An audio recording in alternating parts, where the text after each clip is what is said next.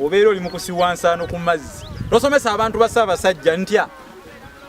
eyantuma gyali era akitegeeza Namugereka yekka alina ensonga lwaki yannondayo okuba nti nsomesa abantu ba Ssaabasajja olulimi Oluganda. Beebaza nnyo mmwe ab'obuvunaanyizibwa abantu abakyalimu ensa abawa obudde ebintu nga bino ne mubigoberera ne mubiraba ate ne muyiga ne muyigiza n'abalala kubanga abantu abamu kati bafuuse binnamugwengu abalala bafuuse biwuŋŋenge balaba ebintu ebitalina makulu ebintu ebitagattako ku Buganda ebitazimba buwangwa bwaffe busaanawo bali mu kulya nga Katonga ali mu kujjula so nga waliwo olugero olugamba nti tuve mu kulya nga Katonga ali mu kujjula batugudde tajja mutwe wansi kale tukwate wamu olwaleero ndi ku Musanze Omululuuza nabwo katugwogereko guno gwe bayita Omululuuza guno gwe bayita Omululuuza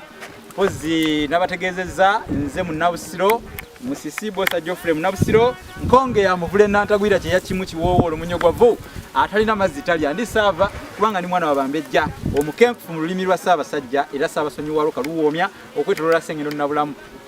Omululuuza guwunya omanyi guno omululuuza engeri gye gukoma okukula n'okuwunya obubi kannyonnyo kati kambabuulire lino ddagala lya musujja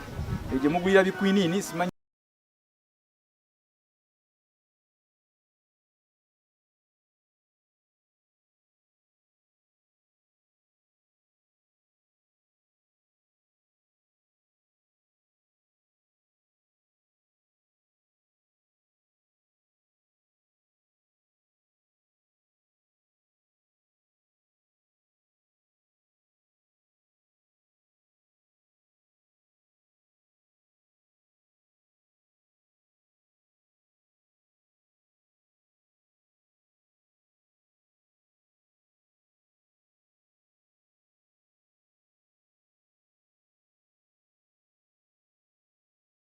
bukaawa naye ate gukaawa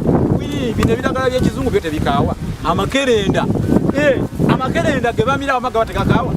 gakaawa kati gakaira ddaka n'omululuuza guno nagwo enkaawa yaagwo tulina olugero olugamba nti eddagala ekka lye lituuka ku ndwadde eddagala ekka lye lituuka ku ndwadde kamba siibula omululuuza nkomawo ate n'ekitundu ekirala